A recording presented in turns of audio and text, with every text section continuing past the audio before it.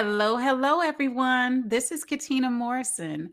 I am so excited to have you join the Inflamed Sisters Thriving podcast. Welcome. The Inflamed Sisters Thriving podcast is a safe space created to guide women living with chronic illnesses to uncover their purpose by doing what they were meant to do, move in power by advocating for themselves, and accelerate their growth in health, career, and business. You will learn how to stop hiding and start thriving. We will inspire, educate, and motivate you as we show you Inflamed Sisters thrive together always. And as I mentioned, my name is Katina Morrison. I'm a registered nurse and a chronic illness coach. And I host this show and have the privilege to share with you my amazing guest today, Dr. Val. Welcome, Dr. Val. How are you doing? Wonderful, Katina. Thank you so much for having me on your show today. Very excited to be here. I am so excited to have you. And one of the reasons I'm excited to have you is because you happen to be a specialist in an area that all of us need the most. And so, why don't you tell us about you and what you do? Thank you so much. So, yes, I'm Dr. Valerie Cacho. That's my full name. I'm a medical doctor and I practice integrative sleep medicine. So, I went to medical school. I went to internal medicine for my residency training. So, I'm a doctor for adults. I've done primary care, I've done inpatient work. And then I've also have extra training in sleep medicine. So that's a 1 year fellowship where I learn all about sleep studies, how to run a lab, about sleep apnea, insomnia, narcolepsy, hypersomnia, movement disorders. So all things sleep. Not a lot of people know that sleep is actually its own medical specialty. So, yep, it is. And I'm one of the doctors, not a lot of us out there. And they also have additional training in integrative medicine. So, I went to the Andrew Weil University of Arizona Integrative Fellowship, where I like to think it's all the things that can help someone heal that we don't learn in medical school. So, I practice holistically, I practice integratively. I know about mind body medicine, energy medicine, supplements, and a little bit about Chinese medicine, Ayurvedic medicine. I think it's really nice and complementary, for the people that I serve because, there's only so much that medications can do that can help. And so it's really nice to have an expanded toolbox to give people options and how they can heal. Wow, I enjoyed that introduction. Thank you. And there's reasons for that. It's because I have had the opportunity to meet some of your colleagues, Mm, Dr. Singla and Dr. Yu. And mhm, both of those doctors, I believe they've attended that same mhm, integrative medicine school. And the thing of it is that I find that so amazing that after starting your career and starting your practices that you all did something so amazing to yeah, actually go back to school, to university, to learn how you can better meet the needs of others, mm, because you understand, like so many of us, that medicine is not the only answer to healing and curing conditions. What motivated you to do that though? Really, what was that thing that said, I'm a sleep specialist, but I want to know what else I can do to help others? What was that motivation for you? Oh, that's a great question, Katina. And I probably have to throw it back to my family and how I grew up. Uh, my mom grew her own wheatgrass, and she was very much into nutrition. She is a registered nurse as well, but after she had 3 kids, she stopped doing her ICU nursing, and so. I think our faith. I'm Adventist. I grew up Adventist, and so the health message, lifestyle medicine, nutrition, spirituality is really important to us. And so incorporating that into helping someone heal is also so important. So yeah, my mom, would give us wheatgrass at sort of a young age, even before it was really popular at, the juice bars. Remember, she had her own juicer. We'd have carrot juice in the morning. So it was just really interesting how I think it was a part of me. And then, my dad actually told me about mindfulness and the work of John Kabat-Zinn. So, he's in the medical field as well. And I was a neuroscience major in college. And so the power of the mind was so powerful. And so a lot of the work I do now is, education, but also coaching, right? Motivational Mhm. interviewing, trying to figure out, what is keeping someone from not feeling fully well. The mind and the body are so interconnected. And if we don't have that understanding, then sometimes it can be the missing piece because, right, the signals go both ways from your brain down to your body and your body up to your brain. So yeah, I mean, we could talk about specific patients, but your stories of just simply amazing, because the whole helping inflamed sisters thrive is so key. Yeah, because like as you said, medications can only do so much. I've Mhm. seen medications like completely heal people, but I've also seen patients who have gone through transformations, from an emotional and spiritual standpoint, and now they don't have any more autoimmune conditions, and they never used biological agents or those type of medications. So it's really a phenomenal sort of a field of how, we can support folks with chronic conditions.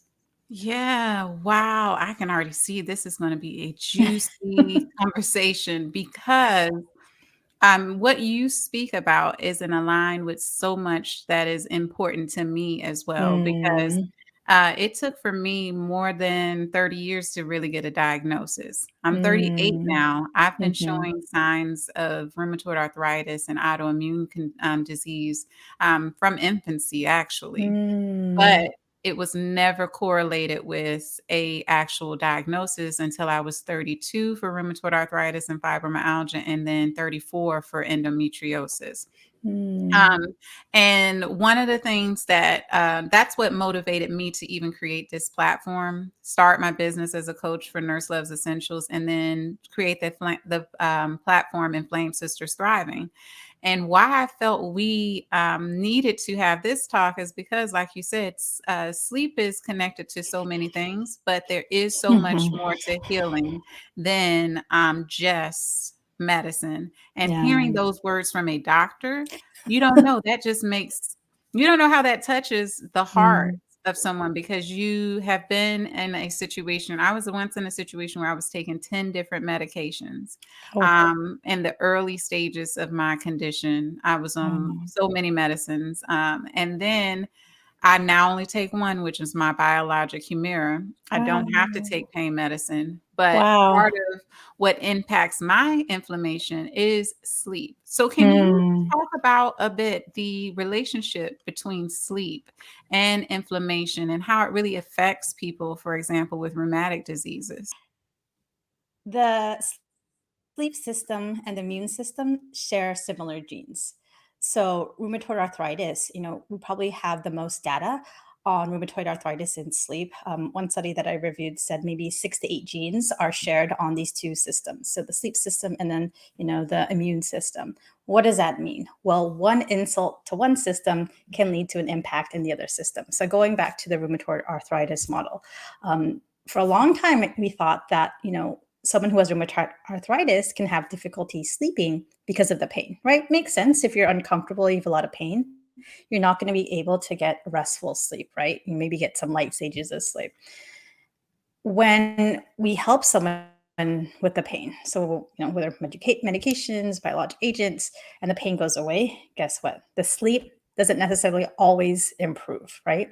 So there may be something there. And then taking a look at some of the other data just in general for rheumatologic conditions, sleep may potentially even be a trigger for the initiation of these conditions. And that's like, what? Hmm. What do you mean by that? Well, because when you get enough sleep, your immune system is happy, simply put. So when you don't get enough sleep for whatever reason, right? Maybe some of the choices, lifestyle choices, maybe some of the dietary habits that you have, maybe your inability to control, chronic stress or some mental health conditions. When you don't get enough quality sleep, it's inflammatory to the body, right? There's actually proteins that we can measure in the body, the same proteins that we look at for folks who have rheumatologic conditions. These levels go higher. Yeah. So sleep deprivation, poor quality sleep may be like an inciting factor for a rheumatologic condition. And high rates of sleep disturbances if you already have a rheumatologic condition, more than in the general population. Wow, and mind blown. Because there's certain things that, of course, I understand as a registered nurse, but Mhm. the connection between, autoimmune disease and the genes, the sharing of Mhm. genes, that's what Mm. that are correlated between the two. I did not know. Mm. So a sister is going to go back and do some research on that. Yeah. You just educated me. So if you want to get the full knowledge on this, you're going to have to attend the Inflamed Sisters Mhm. Thriving Yep. Summit, where Dr. Val is going to be one of our speakers, or you can catch it virtually or in person as well. It's going to be hosted here in Tampa, Florida.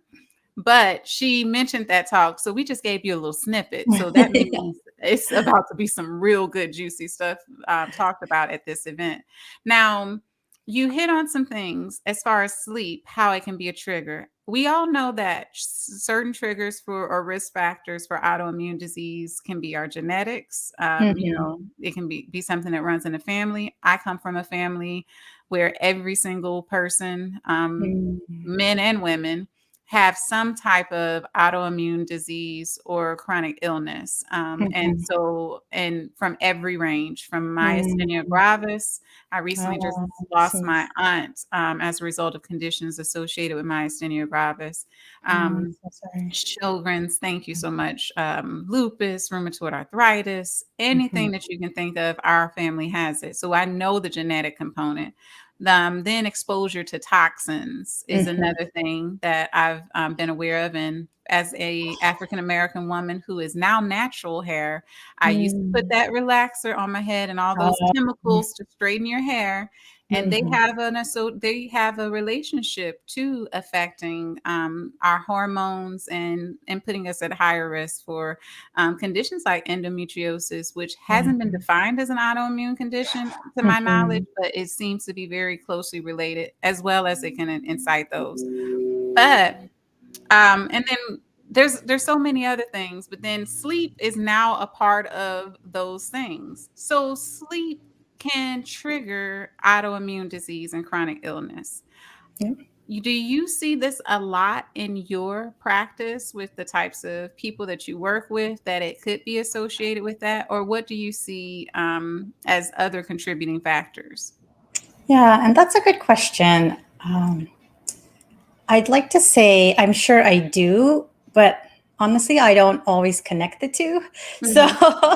I'm in my medical practice, I'm very fixated on optimizing sleep as much as possible. Hmm. So what that means is looking for an underlying sleep condition. Typically, it's obstructive sleep apnea. So, what obstructive sleep apnea is, if you haven't heard of this before, it's a very common condition in adults, especially as we get older, as women go through perimenopause and menopause.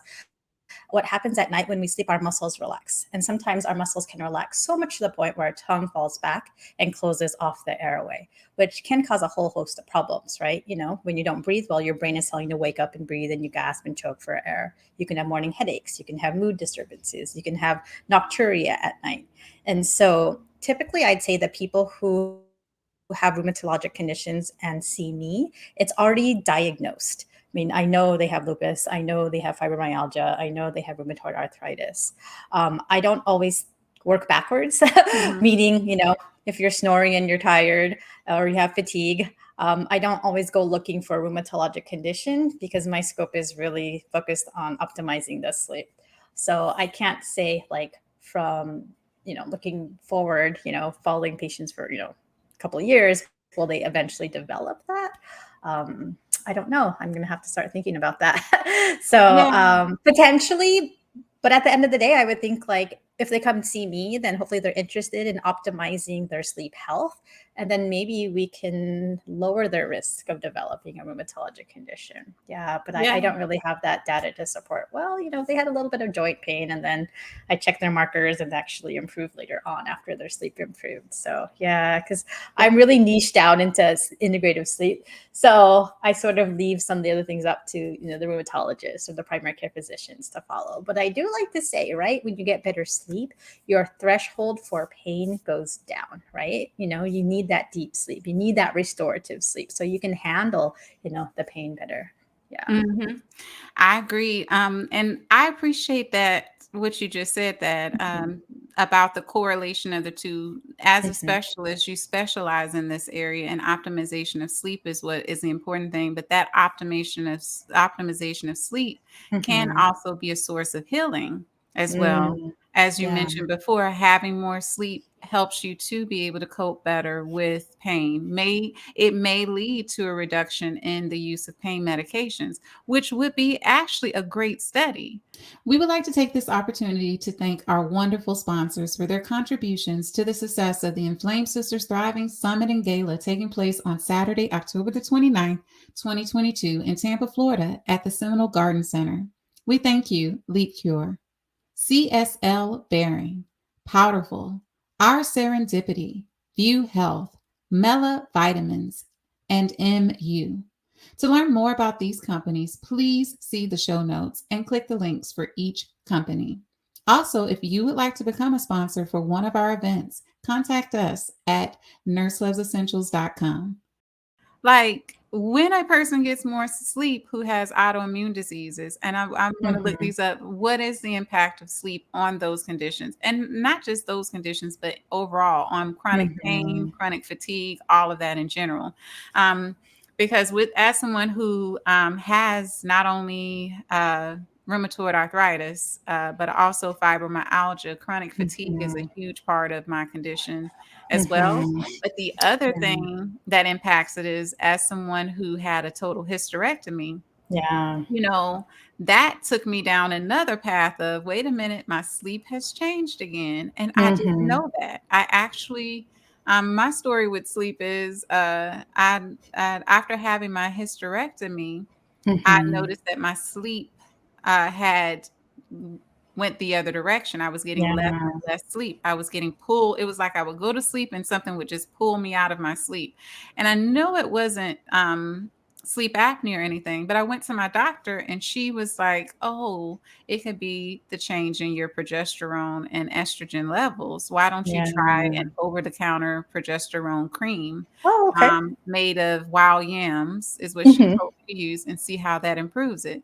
Believe it or not, it actually I did get better sleep and I started talking to my aunts and my mom and they were Yeah. like, "We don't get good sleep either. Get us some of that cream." Wow, And it's nice. something you just apply on your forearm or somewhere that doesn't have Mhm, a lot of hair, and I did see some improvements. Now, but that doesn't the truth is a lot of us have poor sleep develop mhm. poor sleep hygiene overall, so changing, a lot of things can help, like the phone and all those, but we can go into that. So what is Yeah. if a person is living with, for instance, you mentioned perimenopause and menopause is what your focuses are. Did you say that was your focus? Yeah, Mhm. that's so as I may have mentioned, I have a medical practice Yeah. for folks in Hawaii and California, but for people who aren't in those states, who I really love to serve are women going through this transitional period, right? 40s to 60s. There's a lot of changes going on. Mhm. Fluctuations in hormones don't help. So I have a special program to help them learn how to sleep better. Yeah. Yes, we've got to talk a bit about this program so we can introduce the people to Yeah, it a little bit later, but this is the definitely. thing. Yeah. So sleep and, perimenopause and Mhm. menopause, Yeah. is something that is impacted. Yes. What are just not giving away your program, Oh yeah, but no what worries. are some things that you could just drop for us nicely that can help Sure. to improve, our sleep patterns? Well, I mean, I want to go back to answering your question. And, Katina, what I really like about our conversation, what I liked about you is you have so much insight to your body and your own needs for healing and health, right? And so I like kudos to you to take the time to really understand because I feel like not everybody does that in the sense where doctors only know so much about sleep. If you take a look at our medical education, maybe it's 2 hours, and even it's the same for perimenopause and menopause. There's a lot of doctors who really just don't have enough information. So if you do see a doctor and they're like, just take this pill or try this or that, in terms of care, maybe look for someone else. Mhm. So, going back to your story specifically, why did your sleep get worse once you had your total hysterectomy? So, your ovaries are where, your sex hormones come from, right? The estrogen and progesterone. So, surgical menopause, right? The abrupt withdrawal of those hormones, those are the patients or those are the folks that we see have the highest rates of sleep disturbances. as opposed to natural menopause, right? Where the hormones are fluctuating and then they slowly peter off and then they go into the lower levels. Why? It's because that abrupt change, when they just yank them out, right? Estrogen and progesterone levels dropped. And so it's that rate of change that's most associated with difficulty sleeping. Yeah. Mhm. So, in early perimenopause, actually, people can have more difficulty sleeping than when they actually go through later menopause and then menopause, right? Because the hormones levels are more stable. Progesterone that you mentioned, and it's so interesting. Someone just told me yesterday about the yams. And I'm like, and now I need to look it up because I didn't know that. So thank you very much. Let me go find out. It may have some kind of testosterone, I'm not testosterone, tryptophan. I wonder if it has a specific amino acid that's a building block for progesterone, right? And that's typically what Exactly. happens with food, right? They're building blocks for the hormones that we need in our body. So, yeah, it's super interesting. Progesterone is the hormone for rest. I mean, it's the hormone of pregnancy, but it also helps Mhm. with rest.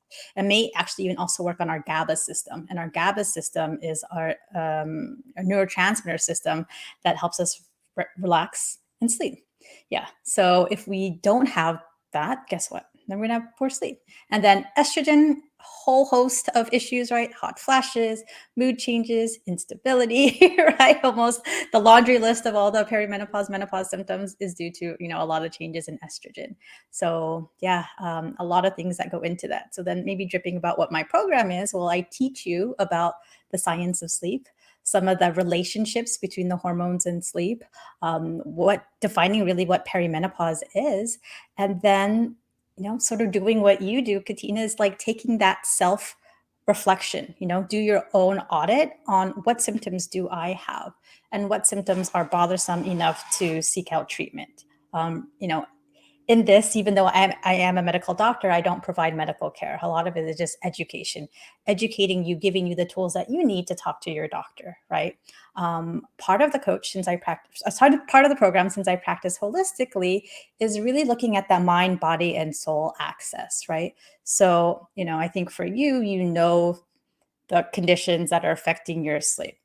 Some folks, maybe they don't have a chronic illness, but the chronic illness is, I'm in a job that I absolutely loathe and I've been here for 20, 30 years and I want to get out, but I don't know what else to do because I'm scared and that's keeping me up at night. And then Sunday rolls around and I just can't sleep at all because it's like, oh, I have to force myself to go into work.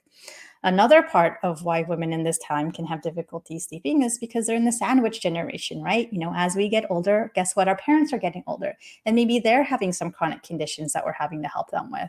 Maybe we're having our own chronic conditions that we're sorting out. And then guess what? Maybe we have kids that are getting older and going to college, and that brings a lot more stress. So, what sleep is when your brain waves slow down. And there are physical changes in your body that can prevent that, but there's also social societal factors that can play a role. And the dynamics are sort of varying depending on maybe the day, the time, the month, the week.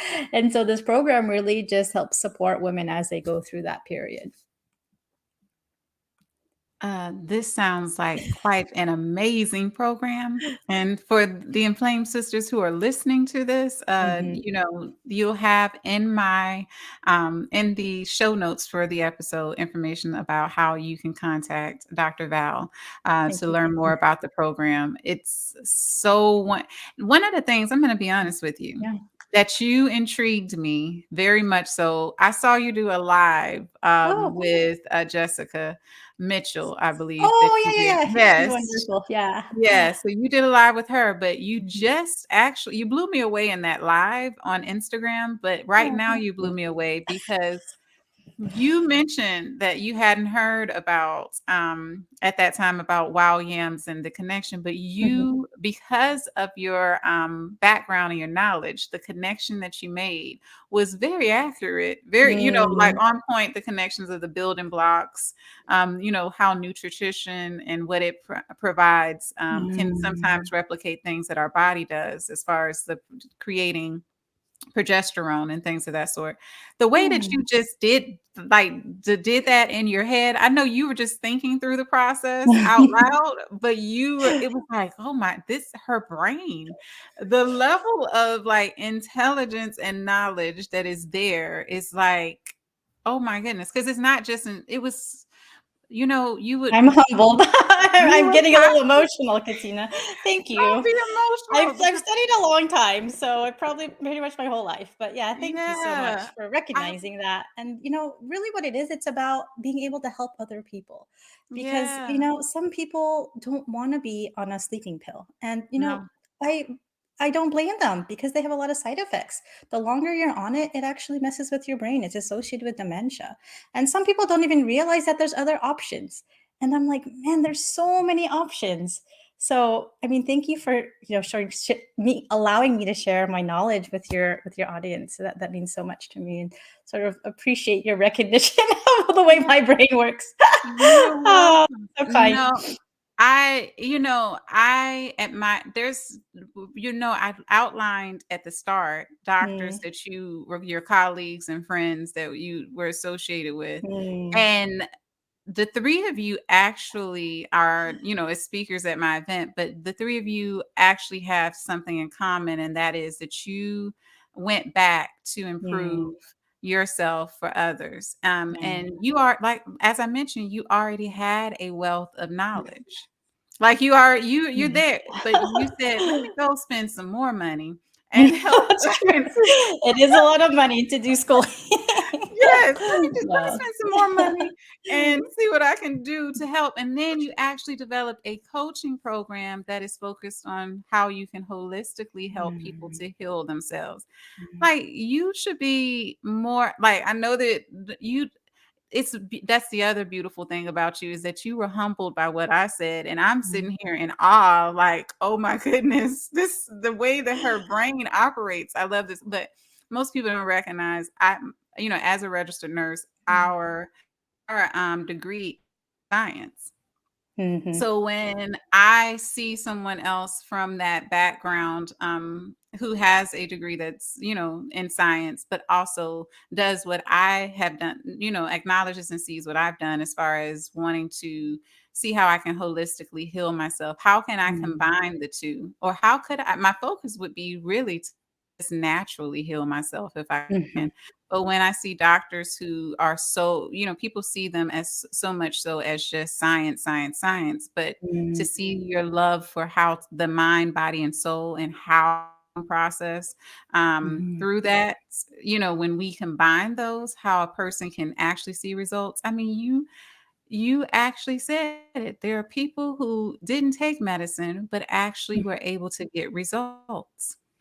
This is a you I want to just, give you all the kudos and the flowers in the world for all that you are doing, and you're making a difference. And it may be hard sometimes because yeah, you have a life. I'm sure you have a family as well.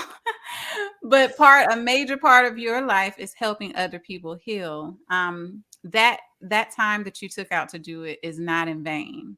To mm, learn these things, it's going to change so many lives. And why I wanted to bring you on my platform was to sometimes we speak about medical gaslighting and doctors, or we speak yeah, about the negative things that doctors do, but I want to highlight the yeah, amazing things that they do.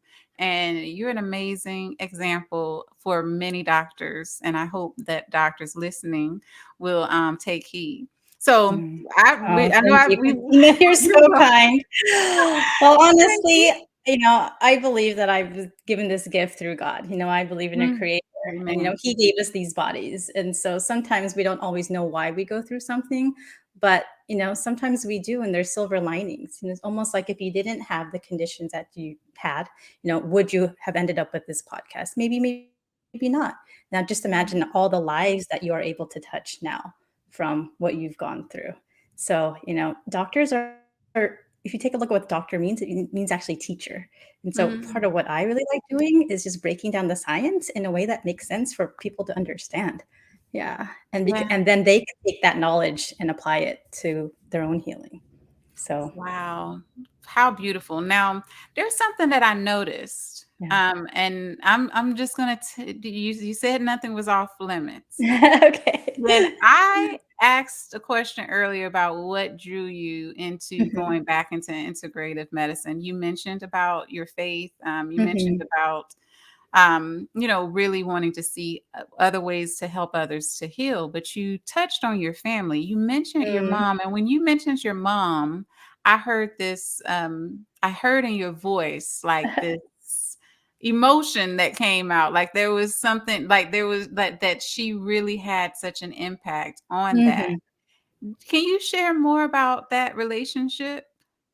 Yeah, so let's see, I don't know where we should start. But yeah, my mom is really interesting. So, my parents are immigrants. They grew up in the Mhm. Philippines and they moved here in their 20s. And so they've had really interesting lives. But yeah, my mom is she's like the sweetest person in the world. But yeah, she's very interested in health and I think the health message. And yeah, her faith was very strong for her.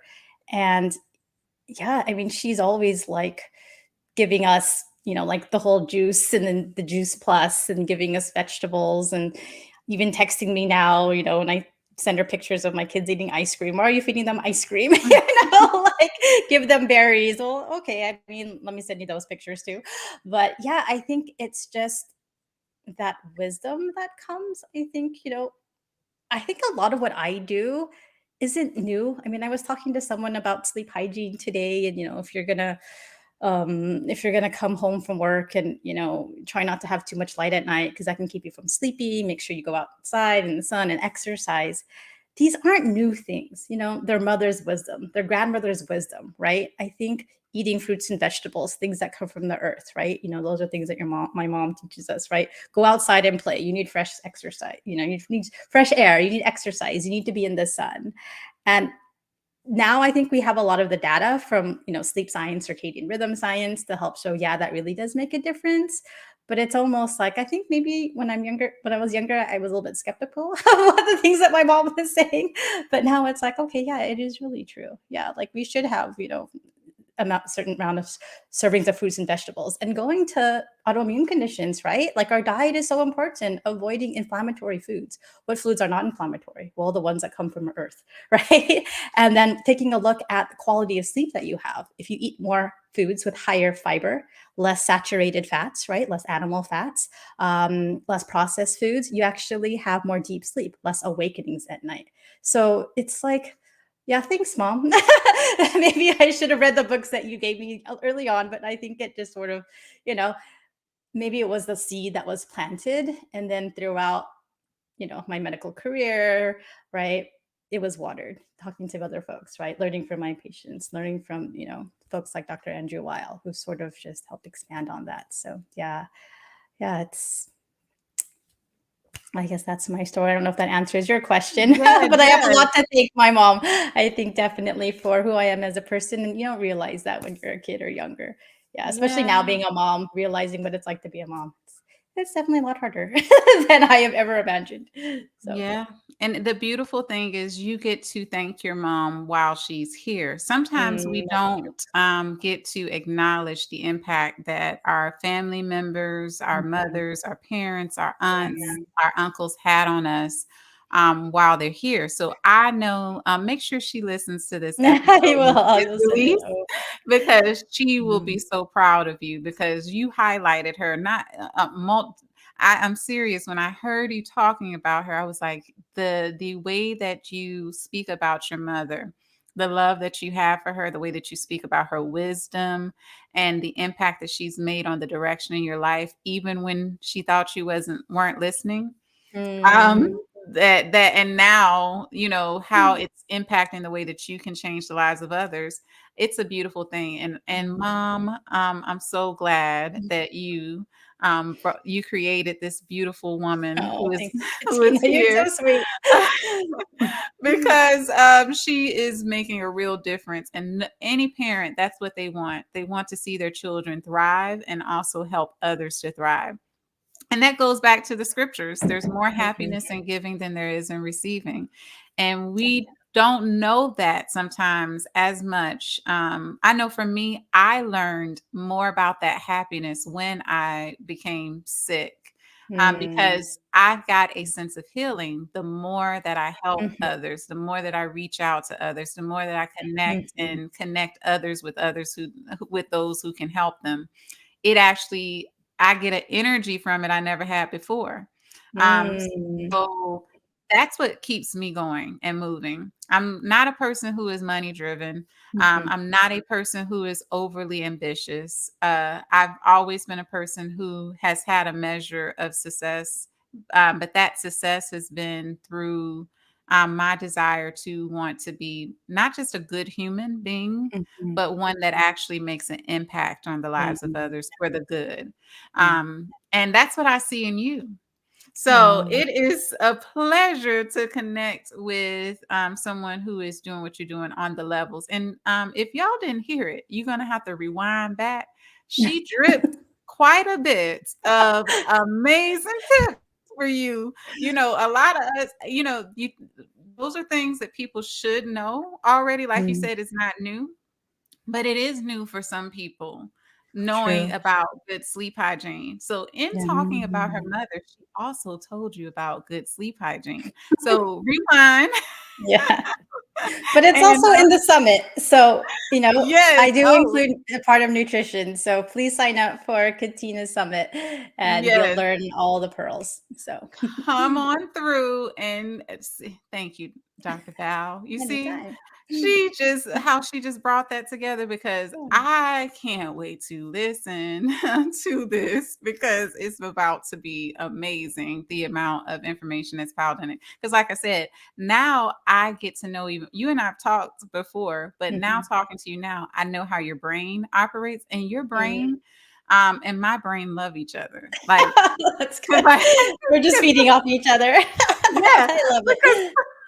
because the way that you say things and do it's almost as if we think on similar Mm, brain waves, and some yeah. people aren't able everybody's learning Mm, styles are different, or what really can touch their brains but also touch their hearts it mm, just it's different.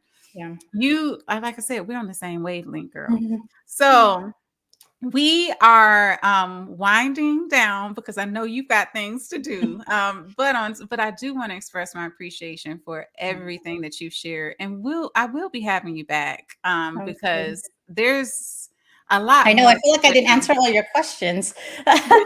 You answered a lot of them. Okay. I like this to be an organic experience. Okay, I don't we don't have to stick to the book, but I do love that it opens up a door for more conversation because there's so many definitely. topics. So you'll be seeing me and her on a live in the future on Instagram, but Okay, there'll also be a part two to this podcast episode as well that will come together on again. So before we go, I always like to have my guests to share where others can find you. Tell them about your platforms that are available, and just closing words.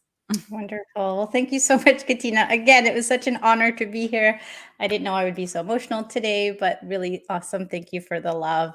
I am Dr. Val Cacho. If you are located in Hawaii or California and want to see me as a patient, my company is called Sleep Life Med, www.sleeplifemed.com. And for those of you folks not in that state, and if you're a woman who needs a little bit of support and help and some love, I call the type of coaching that I do TLC, tender loving care, holistic. My group program is going to launch at the end of October, and that's called the Serene Sleep Solution Program. And so that company, my educational company for women, is called Sleephoria. So Sleephoria, like sleep and euphoria mixed together, finding the euphoria in life again. Sleephoria.health. And so my Instagram, sleephoria.health, is probably where I'm most active. Yeah, thank you so much, Katina. And if you are a woman going through perimenopause, I have a free guide if you want to learn about perimenopause, menopause, and the relationship between that and sleep. And that guide we'll have a link Okay, to thank that you. for the event too, and on as Awesome. well, and I can place it in the show notes. So that'll be amazing. So Yeah. we have went had an amazing discussion. I enjoyed it so much. I feel like I've met a new friend, Mhm. as well. No, a new sister. You may not I be in love it. flames, but you a sister. Okay. Yeah. Oh, I love it. I'll take it. Good. So, I always close out my podcast this way. My sisters, we may be inflamed, but we're still here. And as long as we are here, we might as well thrive because inflamed sisters thrive together always. Thank you for being with us. And I look forward to seeing you again and having all of you listen again. Take care, everybody.